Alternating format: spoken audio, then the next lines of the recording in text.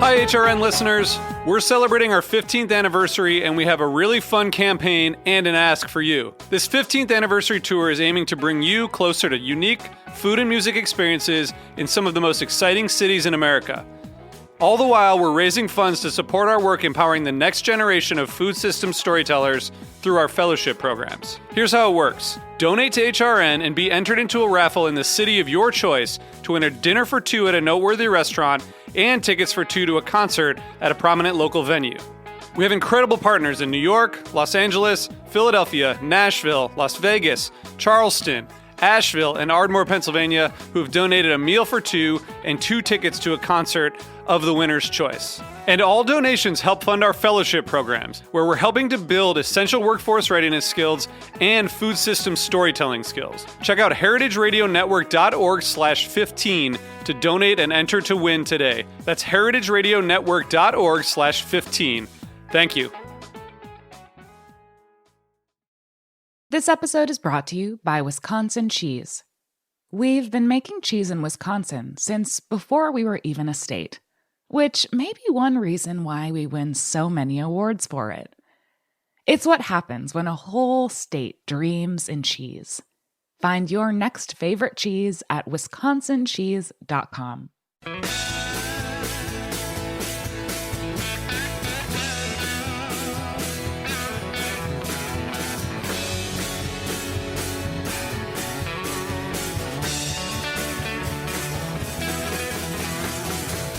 Hey, welcome to Beer Sessions Radio on Heritage Radio Network. It's Tuesday, November 23rd, 2021. I'm Jimmy Carboni. I'm the host here at Beer Sessions Radio.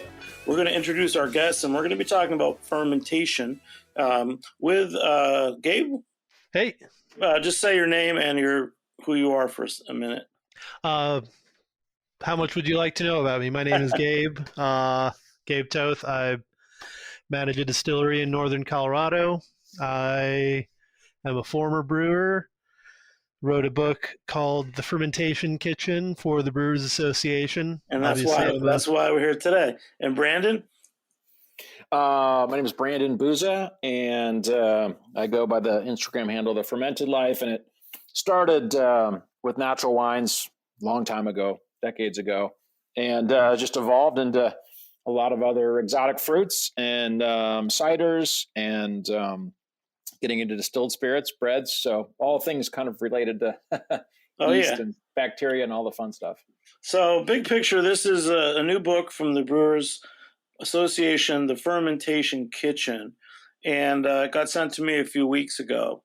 I'm really liking it, but I want to just get your backstory, Gabe. Why did you write a fermentation book? You're a distiller. And what was the process of your own personal journey? Because I know you started as a homebrewer. That was your first fermenting. But how did it go from that to an entire – it's actually really a cookbook about fermented foods.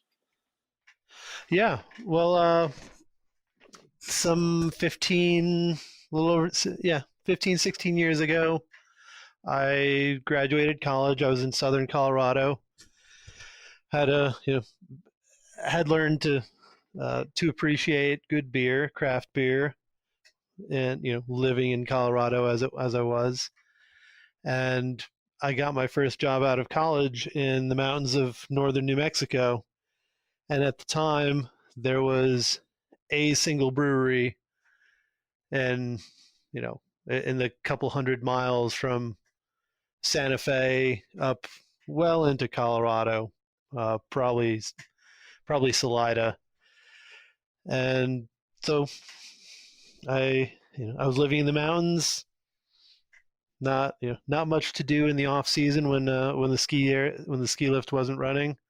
So I started learning to homebrew, and that just sort of snowballed into, well, I love pickles. I'll learn how to make pickles, and well, cheese is awesome.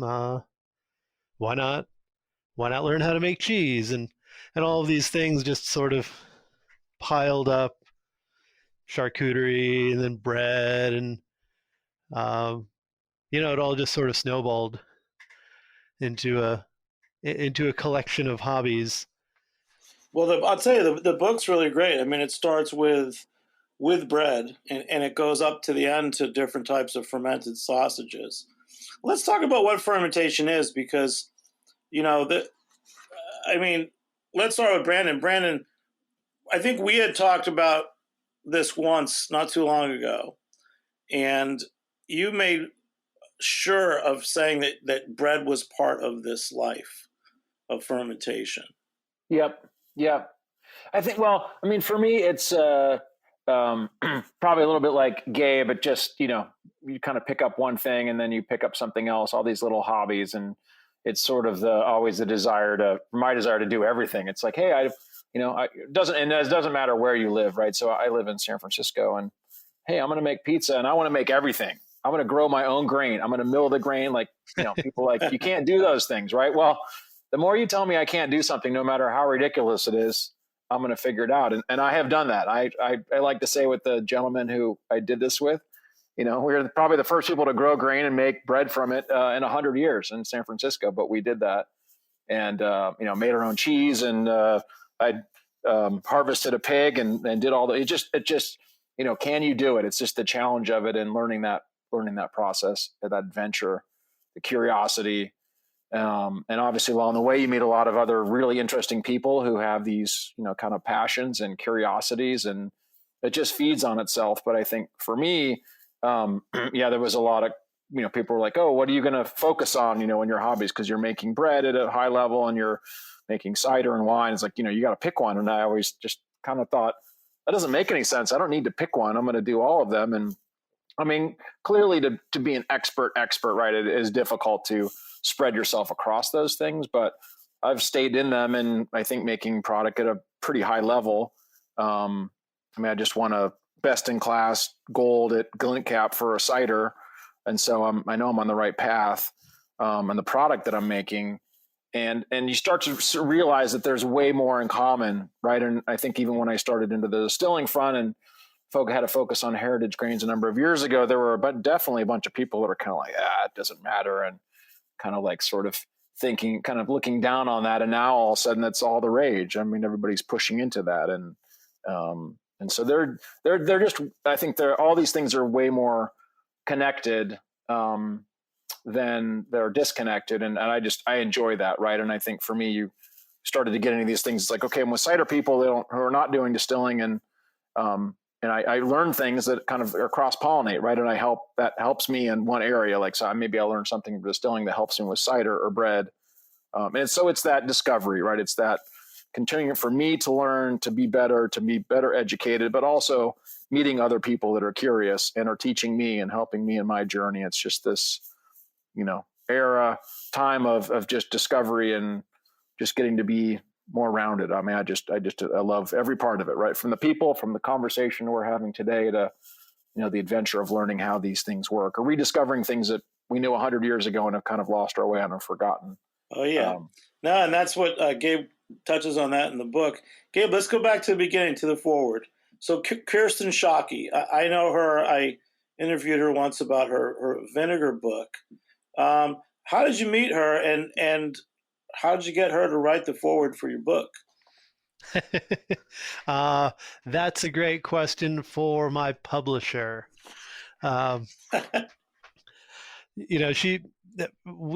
We actually lucked out a little bit. She has family. I live in Longmont, kind of a little northwest of Denver, sort of right in this Denver, Boulder, Fort Collins triangle. And she has family in Longmont also. So we were able to connect and sit down and chat a couple of times prior to the publication of the book.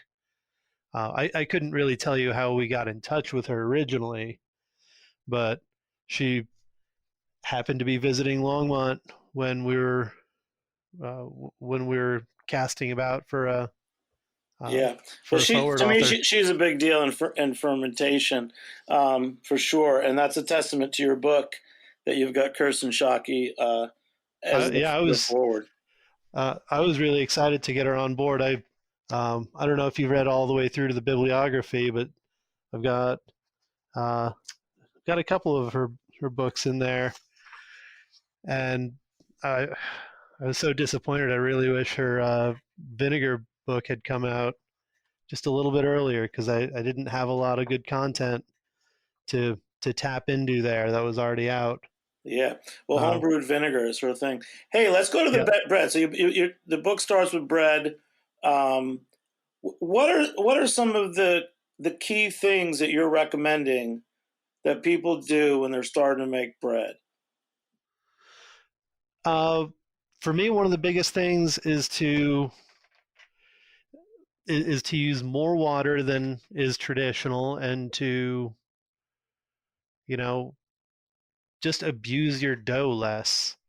Um, Allow the extra hydration and a nice long hydration rest, and a couple of folds, but not necessarily a heavy kneading of the dough.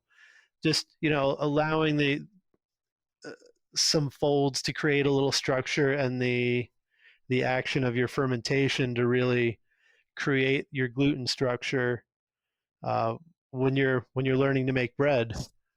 You know, uh, I love sandwiches. I love sandwiches. One of my favorite foods in the world, or I guess types of food. It's not a specific food, but for years I would go on road trips, and I'd pack all this homemade stuff, and I would make some baguettes, and they were always disappointing. They were always heavy. They weren't bad, but they were denser than I wanted, and they were heavier than I wanted.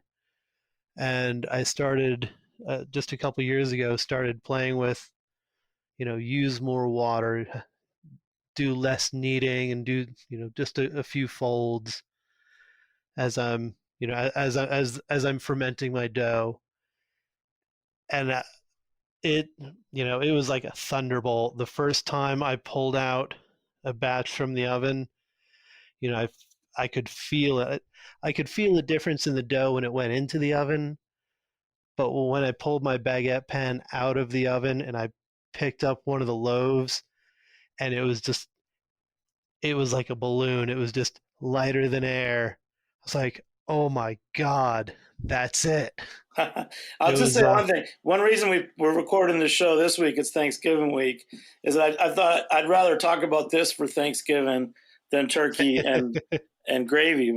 And Brandon, so with you with bread, you know what would you tell us about making bread for the first time, and how important is the sourdough culture for you?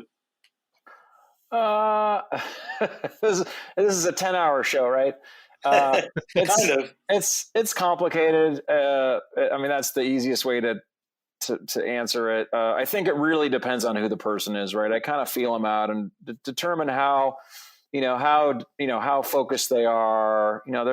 Everybody has a different level, right? I mean, my level is much different on what I'm willing to go through. And I work with a lot of heritage grains. I have two different mills, depending on what I'm doing. I mill things differently. Um, and so I'm expecting that most people are not going to be, kind of to that level. And so I try to keep it simple for them, right? So pick an inexpensive, high protein flour, something that's going to be easy to work with, something that's going to be very forgiving. And actually, I would probably tend to give the opposite advice. I would, kind of have people underhydrate. I think hydration, for me, is a dangerous thing. I mean, I do most of my stuff by hand. I mean, certainly I have recipes, but everything's by feel. And grain, difference, right? I have friends in Vancouver, right? And the grains are getting, the Canadian flour is going to be different, right? It's going to function differently than if you're in Europe or if you're here. And so a lot of that is kind of how I would, give me some basics about where you're at and how you're, what flour you have access to, what the protein looks like, and just go with a simple, kind of a really simple, straightforward recipe. And the starter, there's a lot of, I think, unfortunately, that's how I really got deep into bread a long time ago. Is there's just so much misinformation online, and I think people really tend to not fully understand how how like a native culture works. And a lot of, I think, to keep it simple, people make it very regimented, and here you got to follow these, kind of. But I've lived with my starter. I've traveled all over the world with it. It's been, I put it through all sorts of kind of trials, and it's a living thing. It's very durable. There are certain limits you can't press it past. And so I think I don't emphasize the starters much. I mean, keeping it healthy and happy is one thing, but I'm not much one to subscribe that there's a huge difference. And I have yet for anybody to really prove that, hey, my starter in London is different than the starter that's, on my grain in California. And even if it was, as soon as you feed it, whatever that local grain is, right, it's going to change. And unless you're going to the lab, you don't know what it is. It's going to change frequently. So that's a long answer. I guess what I'm trying to say is it kind of depends on who it is. Well, that's why I'm kind of got a long day on Thursday and Friday for Thanksgiving, and I'm probably going to be baking a lot. So this is good for me. I remember also here in New York, She-Wolf Bakery, Austin, the baker, who does a great job at a couple home baker events. We've had home brewer events, and now some of the regional grains groups have been doing home bakers. They would give out a little package of their wet starter. Which is pretty great. Gabe, what I like about the book on this note also is it's very introductory, but in a very sophisticated way, because even with the bread, you lay out some basics, but you say you're not trying to come up with this penultimate recipe. Rather, kind of what Brandon said, you're trying to give people the basic understanding, right? Yeah, a lot of what I wanted to do with this was, kind of explain to people, not just with bread, but all these different fermentations, here are the levers that you can pull. Here are the impacts when you adjust these variables, and maybe you like a more sour pickle than I do, or or you have different ingredients than I do, and you're trying to adapt those. Everybody, I think everybody who's out there making fermented foods has sort of this, obviously you have some level of creative drive, and I think we tend to have this kind of vision, or maybe just a general concept of, what is my ultimate loaf of bread, and it's going to be different than somebody else's ultimate loaf of bread, or their ultimate pickle or sausage or whatever. So I wanted to I wanted to dive enough into those details, into those kind of variables that you can play with, to say, here are the things that you can adjust. Go forth and make your perfect loaf, or your perfect pickle, or whatever it is. No, that's great. And also when reading this book, because you cover so many things, again, I said, bread to salamis and things. What are some foods that people don't think of as fermented? So I know you've got cheese, pickles, bread, beer, of course, and cider and things. Yeah. But there's other common foods that have a fermentation You want me to tell you the ones I'm thinking of, or do you want me to? Oh, sure. A lot of it is stuff that didn't make it into this book, and there's the possibility out there that we come back and do a more advanced version if everybody loves this book and blows the doors off. But I think things like hard cheeses, people don't generally think of as a fermented food. Cheddar cheese or Parmesan, people don't always think of that as as a fermentation. Soy sauce, I think soy sauce is a big one that's overlooked in sort of the mindset, that the sort of the general discussion of fermentation. A lot of these koji driven foods, I thought you just bought soy sauce in the supermarket. What's that? I thought you just bought soy sauce in the supermarket. Yeah, it just comes in, it just naturally comes in those little packets. Pick it off the tree. Pete, and that's funny, going back to other books, Pete Brown, one of his books, he's written so many a couple years ago about the different ingredients of beer. He said that for many years, most people just thought beer was made of chemicals.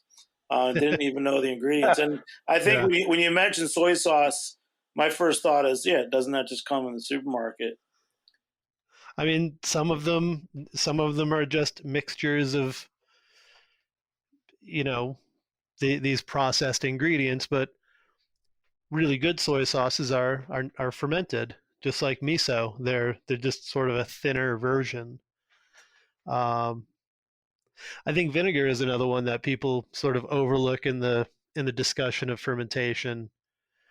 Maybe less so now that Kirsten's book is out, but I think when you talk about fermentation, people kind of, when you talk about vinegar, people go, oh, white vinegar. It's that pure acid, pure acidic stuff. But then you go deeper into it, and you're like, oh well, what about beer vinegar or you know homemade wine vinegar? Um, I think that one's maybe a little bit more in the conversation, but I think it's still very overlooked. That's very Um, interesting. You also mentioned things that we drink. So I'll say cocoa beans, cacao beans, and coffee. I never think of those as oh fermented. yeah, yeah. I kind of knew that in the back of my head, but when I was reading it, I went, yeah, you never really think about that. And Harold McGee in his book on food and cooking talks about this the vast number of transformations that these beans of both types undergo. Some of it's enzymatic, some of it is microbial, but you're taking, in a lot of cases, unpalatable, undesirably flavored compounds and converting them into something just remarkable and delicious. Uh, yeah, that's one that it, even when you ask the question, that's not a top of head, top of my mind response. Oh yeah, cacao and coffee. Oh yeah, and Brendan. So for you, you must have a lot to say because I know you do. I, uh, about which? For like just what? How do you mean? Just keep the conversation going. Oh, yeah. I think when I make pizza, half the time I'm using fermented tomato sauces, and people are normally surprised by that and that process. Especially when you go through that the first time, and you may have a little film yeast or something. This white stuff growing on your vegetable on your counter. People think that's odd, and I kind of reminded how far I've come, and things generally you see, you're like, oh, I'm not going to put that in my mouth. And now it's, you're kind of like, not fazed by anything that would probably will eventually bite me in the ass. But, from strange apples or exotic fruits, fermented things that look like they've gone awry. I think kind of tend to trust the process more, knowing that you've put some simple measures in place, right? Adding a little bit of salt to, kind of kill off some bacteria or not letting things go too far. Yeah. But just that process, right? It's really the conversation that keeps things kind of interesting. And again, I'm thankful for the community that's, whether that's the baking community, whether that's the farming community for grains and, produce and apples and things like that, to the distilling master distillers, folks that are just willing to share, their experiences and continue to kind of motivate me, and then turning around and getting to share that with people. And I just like that engagement. So not everybody wants to go that deep. Not everybody cares about that sort of stuff, but there are enough of us out there that, Well, I was just thinking inspired. if you want to go deep, like only mentioning Thanksgiving makes me think how excited I am for leftovers. And I'll probably just be saving most of it for some kind of a chili.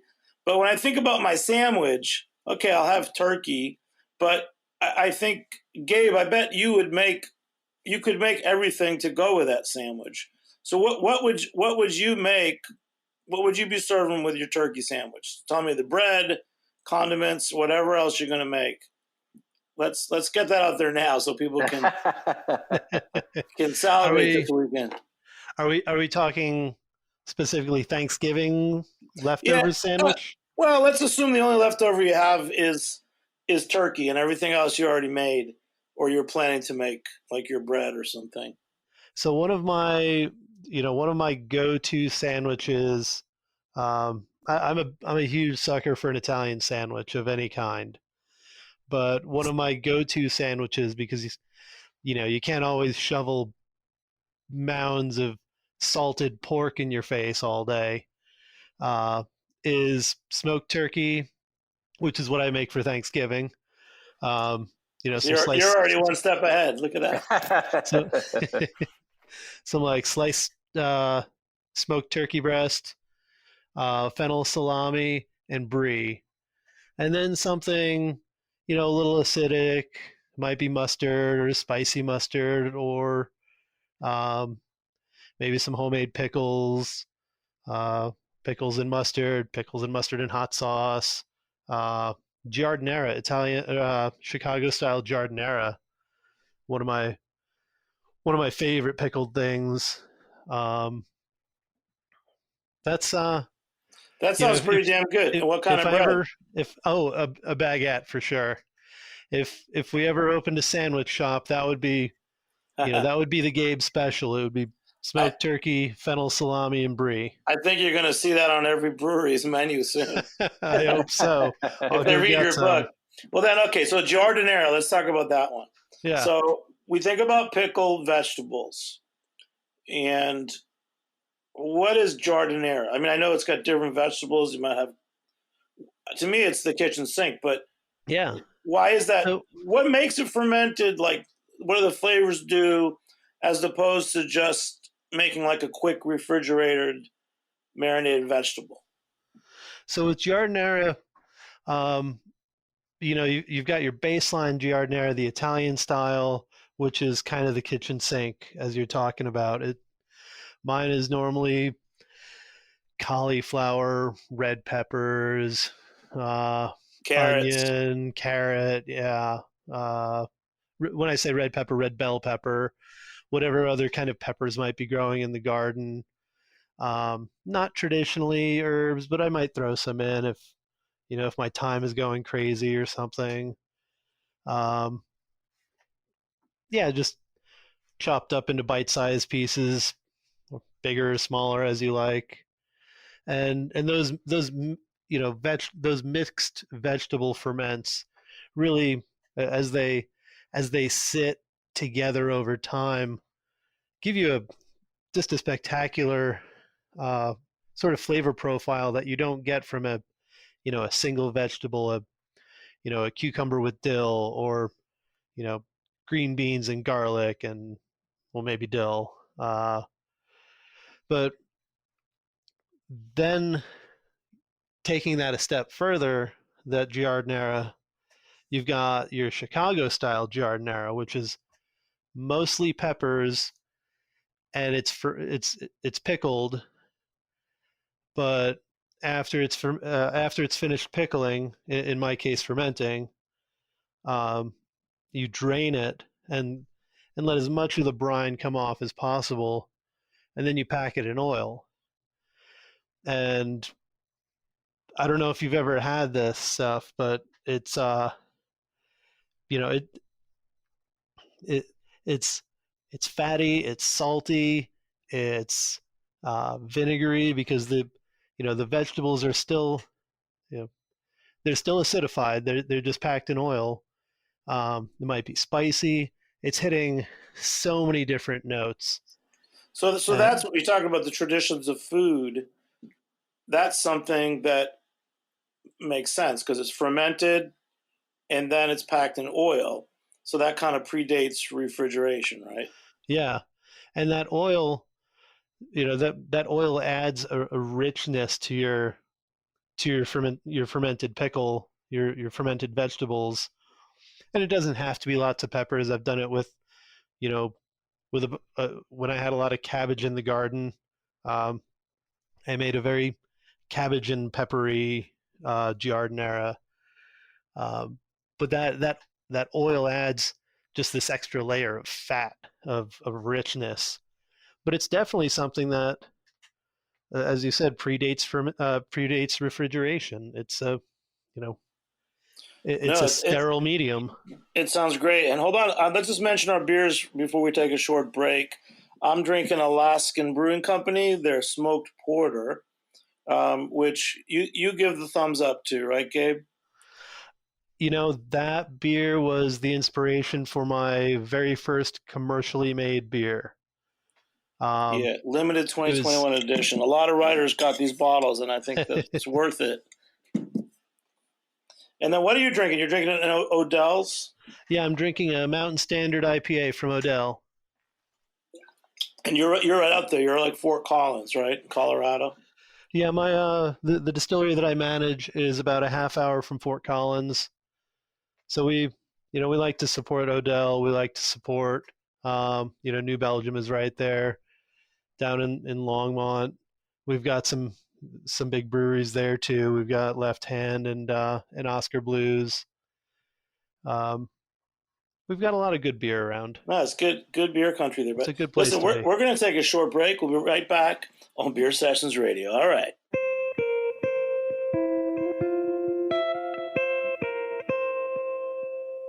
This episode is brought to you by Wisconsin Cheese.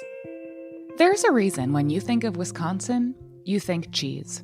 Cheese is a huge part of Wisconsin's history and future.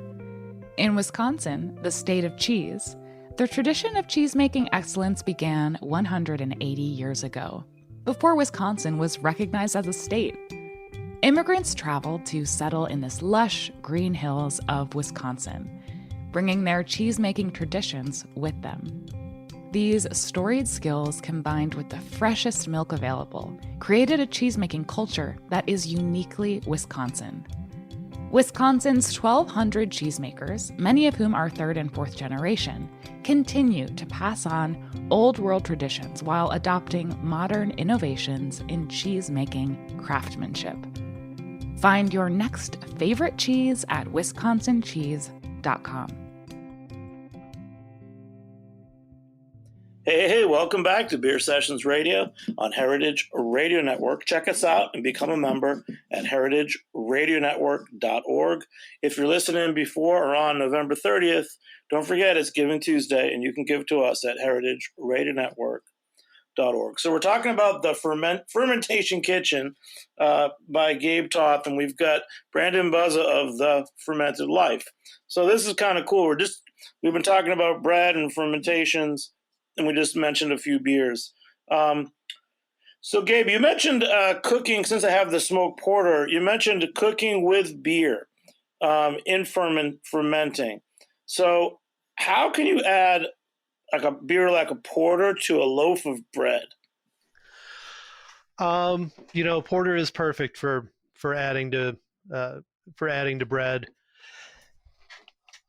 I don't know necessarily the upper limit. I've never gone as far as substituting, 100% of the water that I use in my bread with beer. I know that at a certain point, the acidity will start to affect the dough. But when you talk about, you need maybe a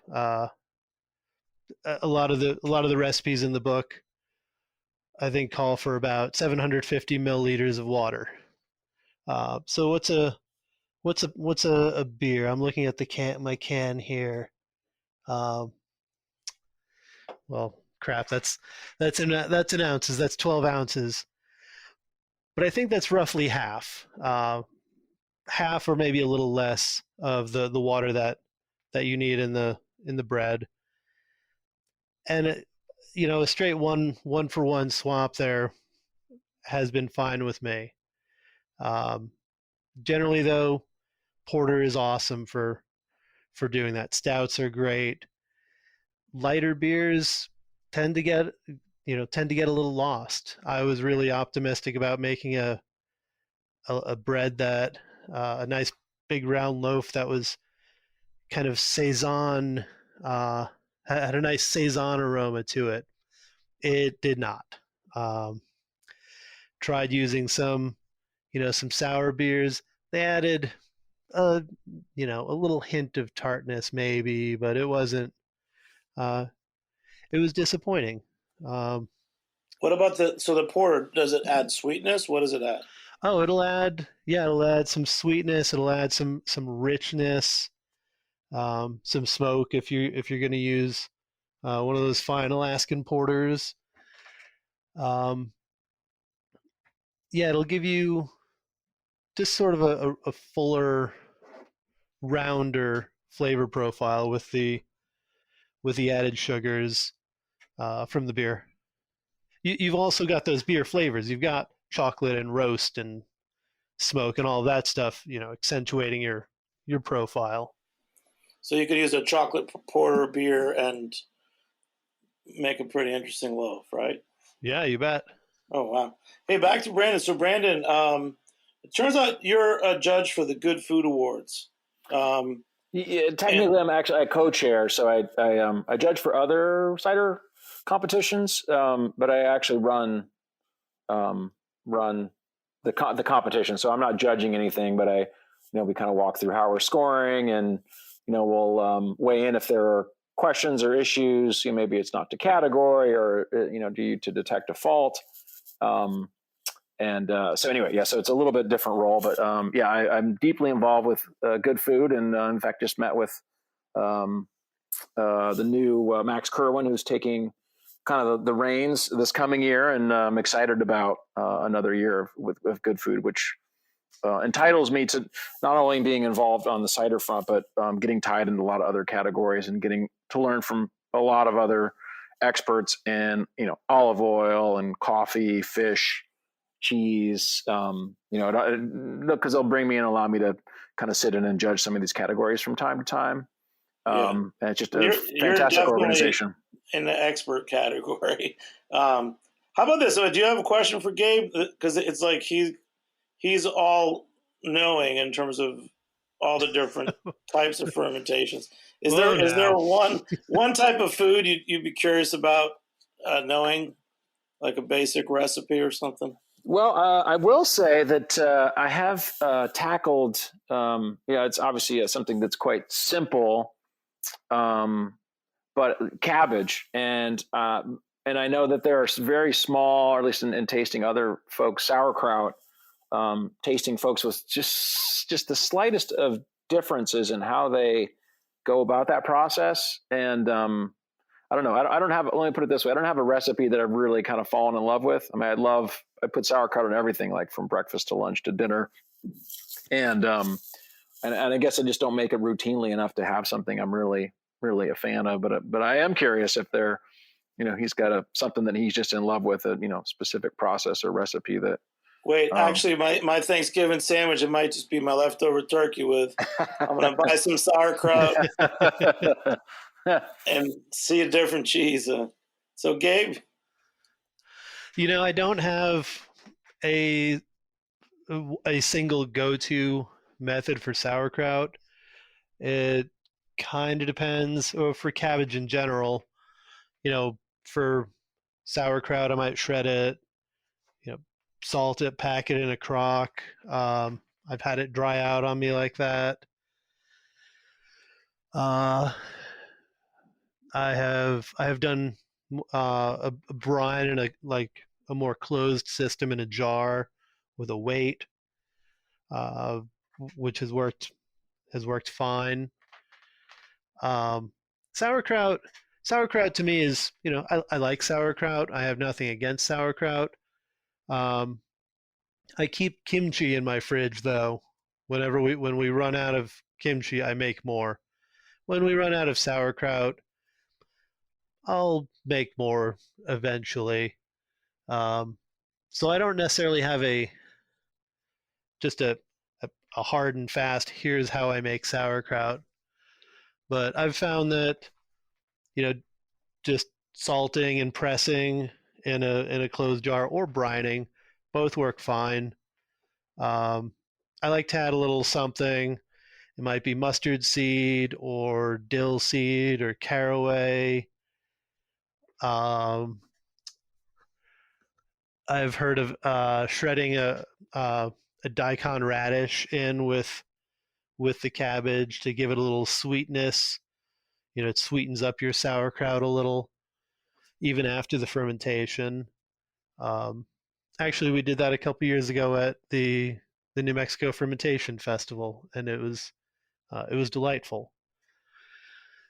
So Yeah, I think for me, sometimes it's kind of the trade off between having bread around all the time and not wanting to go through all the effort. So sauerkraut versus kimchi, something that's a staple that's pretty easy to put together, right? So would I prefer to be making more exotic loaves most of the time, extended fermentations, soakers, kind of all that stuff. I mean, that's the preferred route. But sometimes you're like, I really just want to have bread in the house that I made for breakfast this week. And, I've only got whatever, 6 hours to do it. Right. So I'm, working on higher hydration, right. More temperatures. Maybe I'm working with fresh milled grains, everything to speed up enzymatic activity, speed up my process. So I guess I think of sauerkraut a little bit too, kind of like as a staple. What's, something that's not, not as involved as kimchi. And, is there something that, it's kind of basic, but, something that you go to and maybe some ingredient that people don't think about that makes a difference. Cause, I've made it, it's fine, but I've had other people's that seem like the recipes are similar and it just, I don't know, to me, it tastes a lot better. So what was different about it? I would ask. It's interesting you say that because right now I have not made it for a while. But I was with some friends that I was trading some sort of exotic wines with them, unusual fruits. And they were trading me a bunch of sauerkrauts that they had made. And I just remember it being, I don't know, a little bit brighter, just a little more flavorful. And, why that is, I don't, without sitting down and tasting it side by side to mine, I couldn't tell you the distinct notes, but I just, you're caught sometimes, right? And even in the smallest little differences, you're like, I don't know what it is, but something that I'm drawn to. And I want to put this in everything versus mine. It's kind of like, it's good, but I don't really need to put it on my sandwich. It's like, just breakfast and eggs is fine or something. I don't know. It's subtle. Yeah. And it might be the sort of thing, like I mentioned, I'll add a little something in my sauerkraut when I'm mixing it up. It might be some kind of seeds. I would definitely try the daikon, shredding some daikon or some carrot. And what are you feeling on using peppers? Any particular spicy peppers that are better than others? It probably maybe doesn't matter. Or do you do anything special? When I made when I had cabbage just exploding in my garden, I went out and bought some serrano peppers and used those and some carrot and some regular stuff, garlic and onion, and that's what I made my my giardiniera with the very first time. So I like serrano peppers. They're small enough to easily go into a relish, sort of, not necessarily a relish, but more of a condiment size. Green chilies to me, I lived in New Mexico, in southern Colorado and New Mexico for 15 years between the two of them, and I actually have a little jar of fermented green chilies in the fridge right now. The last of the chilies that I got at the farmers market this year. Just kind of keep them bright and keep them a little fresher than what I'm going to get out of the freezer section at the grocery store. Actually that sort of reminds me of it does remind me of another question, something I was introduced to a couple years ago in Colorado, on the western slope or western side of the state, was the black garlic, and obviously another fermented item, which for people who haven't had before is absolutely fantastic. Curious if you're adding that to things. whether you could add that easily, because you probably could, to sauerkraut, which I just never really thought about. And then do you make that? I mean, it's a process that I'm always threatening to do, and I have not done. So I have no experience in making black garlic, but it's so good. I need to. Yeah, it's on my very short list of well, it's really a very long list, but it's near the top of my very long list of next projects. I'm wrapping up my master's studies right now, and I'm really looking forward to next year. Black garlic is one of those. We have a rice cooker, and that's perfect for making black garlic from what I've read, from what I understand. You want it hovering just a little over 100 degrees for weeks, Mm-hmm. for several weeks. So I've used it. I've never made it, but it's on my radar for sure. In terms of adding it to things, it's great with some mayo. Puree it, pulverize it into some mayo, and put it on a sandwich.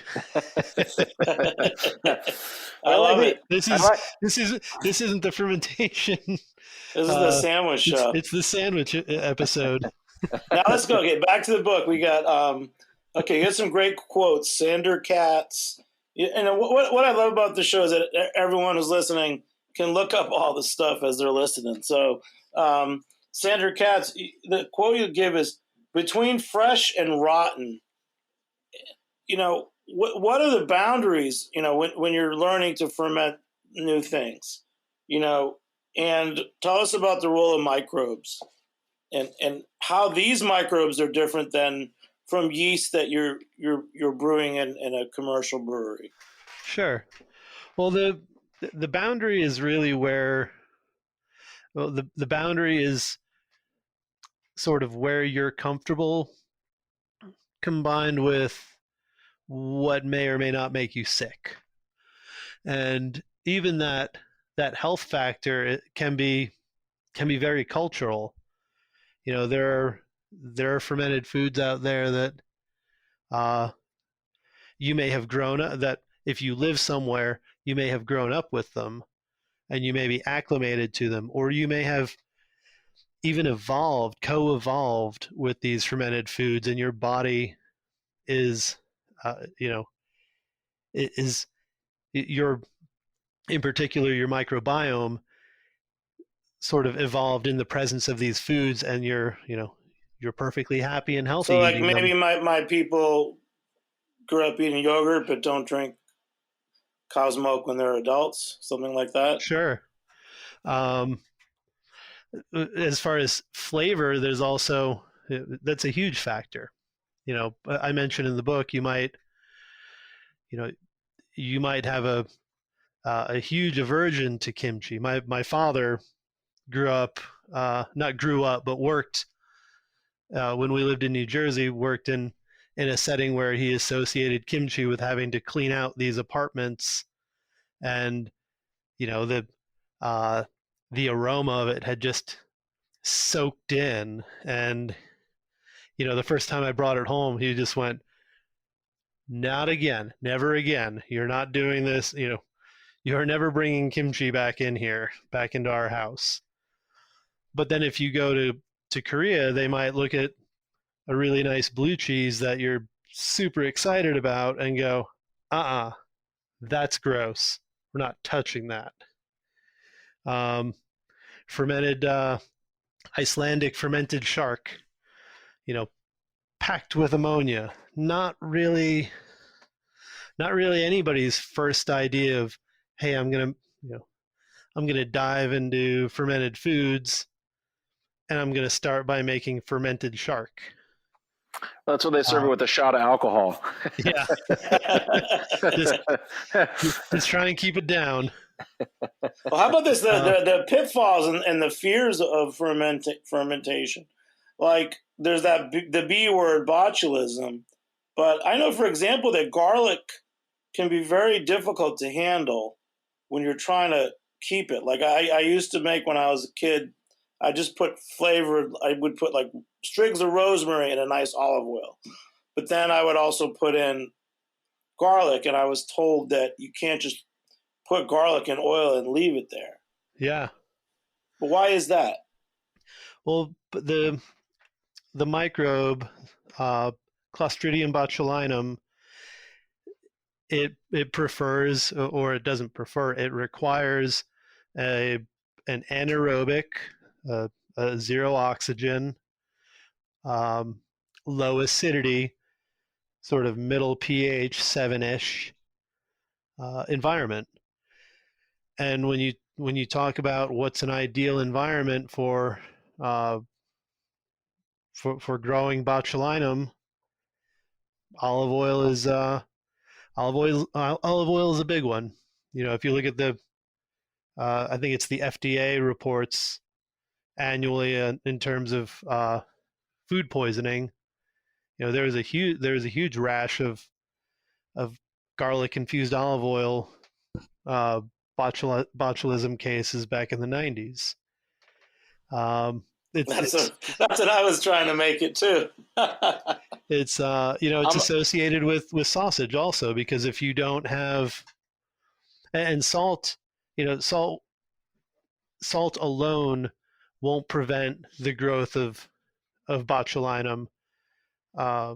Nitrates will help to keep it at bay, and if you have some acidity developing in your sausage, you can that will keep it safe while it dries.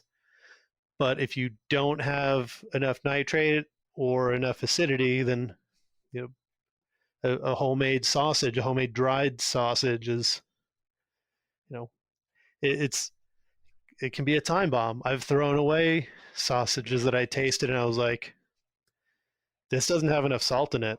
Like this could legitimately be poisonous. And wow. Well, you also mentioned the dice. The history and science of these traditional foods.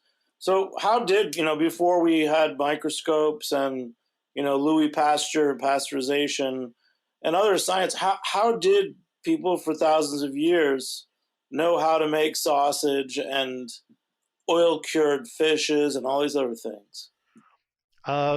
Tradition, I suppose, and that's sort of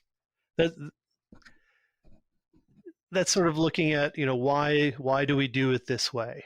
Because that's the way we did it. That's the way Dad did it, and Grandpa did it, and Grandma did it, and going back all these generations, that's, we do it this way because that's the way we've done it before, and it didn't kill us. I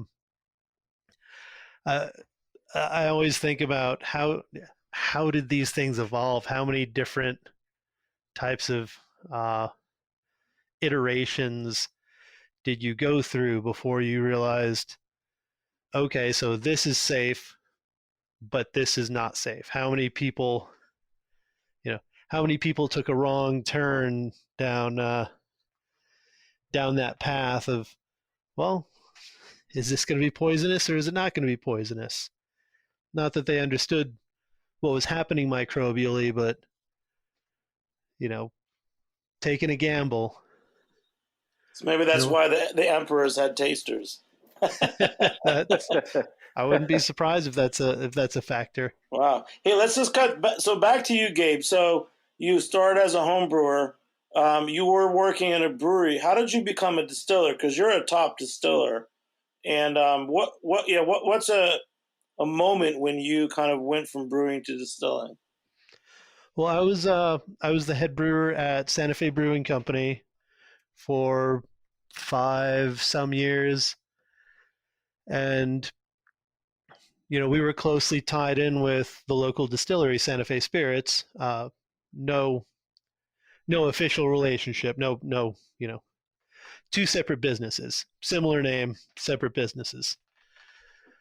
But the original distiller there came from Santa Fe Brewing Company. His wife was, and even now still is, the general manager there. And so when I started, we were we were making wash for them for their whiskey. We would mill a batch of grain to their specs and mash it and run off the wort. And then instead of boiling it and adding hops and turning it into beer, we would pump it off into totes that they would truck back to the distillery. And at a certain point, it was time to move on and do something else. And I looked around and thought, well, I like whiskey, I like gin, maybe I'll go do that. And I happened to know the people over there. They were looking for some help, so it was just an easy, natural transition. And I've moved back and forth a couple times. After Santa Fe Spirits, I managed the brew house at Twisted Pine in Boulder, Twisted Pine Brewing. After that, I came up here to the Family Jones, where I manage our production distillery. I love doing both. Well, it's great, man. Next time we'll have you on, we can do a dinner with your spirits and some of your fermented foods. Sounds it's really lovely. great, man. The Fermentation Kitchen from the Brewers Association by Gabe Toth. Brandon, last thing. So for you, you're a cider. You're all things curious. Let's say that, and we do love you. But what about your other fruits? So you ferment fruits. How is it different? Because we're talking about microbes. How is making wine or cider different? Because it's kind of a natural process. In some ways, you might just leave it. But you're looking for something different than what Gabe's talking about with food. Well, I don't know about that. Right now for my wine efforts, I don't know how much I'll put up this year, 100 gallons or something. And that's a mix of, it's a mix of pears and apples. And then with each year, as I sort of uncover other resources, trees, I'm adding the exotic fruits, and that's probably where I find the most excitement, mainly because it's, the Europeans would say it's not uncharted territory, but in the U.S. it's relatively uncharted territory. Like quince? Single varietal quinces. Yeah, I've been working with those quite a bit. I'm sure there's somebody out there that will correct me if I'm wrong, but I don't know that there's more than 4 or 5 producers in the country that are doing 100% quince. There's lots of quince ciders, quince wines, and I make a distinction. American Cider Association, I don't think would, but the distinction: if there are apples in it, then it's quince cider. But if there are no apples, it's really a quince wine. And so I've been working with single varietals and trying to kind of establish I'm starting to build on my own rating scale for different quince varieties and astringency scales and stuff like that, and the varieties that I want to work with, which again are all very limited quantities. So it's not like I'm putting up 100 gallons of each. And going through that process, if you're not familiar with quince, what I like about it is that, you go to, when I went to some Michelin restaurants, I take my quince wine to pretty high-end places and get their feedback. And people are, sommeliers are just not familiar with it. They just don't see it. The executive chefs and things like that are all familiar with it, but it's always in a cooked capacity. And so I just really enjoy that conversation. And for me, when I came to the fruit and, kind of just fell in love with the aromatics, and then I taste a lot of the wines that are out there, I just, for me personally, there was something more I wanted. I didn't feel like the fruit was being fully expressed.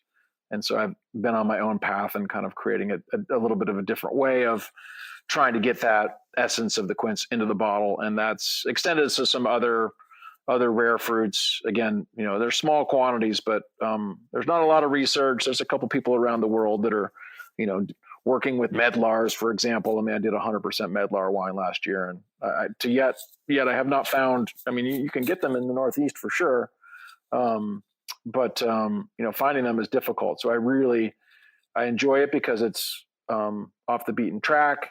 Almost certainly I can go to, very kind of, famous cider makers, people that are deep into the industry, and they just have never seen it before. And so it's a fun conversation, right? It's an education.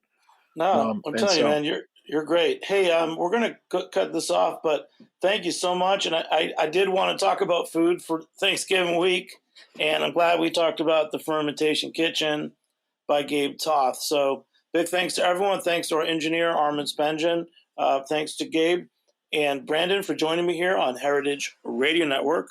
I'm Jimmy Carboni. We'll catch you next time on Beer Sessions Radio. Happy Thanksgiving, everybody. Happy Woo! Thanksgiving. Thanks so much, guys.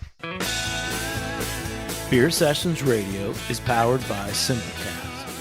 Thanks for listening to Heritage Radio Network, food radio supported by you. For our freshest content, subscribe to our newsletter. Enter your email at the bottom of our website, heritageradionetwork.org. Connect with us on Instagram and Twitter at heritage_radio. You can also find us at facebook.com/Heritage Radio Network. Heritage Radio Network is a nonprofit organization driving conversations to make the world a better, fairer, more delicious place. And we couldn't do it without support from listeners like you. Want to be part of the food world's most innovative community? Subscribe to the shows you like. Tell your friends, and please join the HRN family by becoming a member. Just click on the beating heart at the top right of our homepage. Thanks for listening.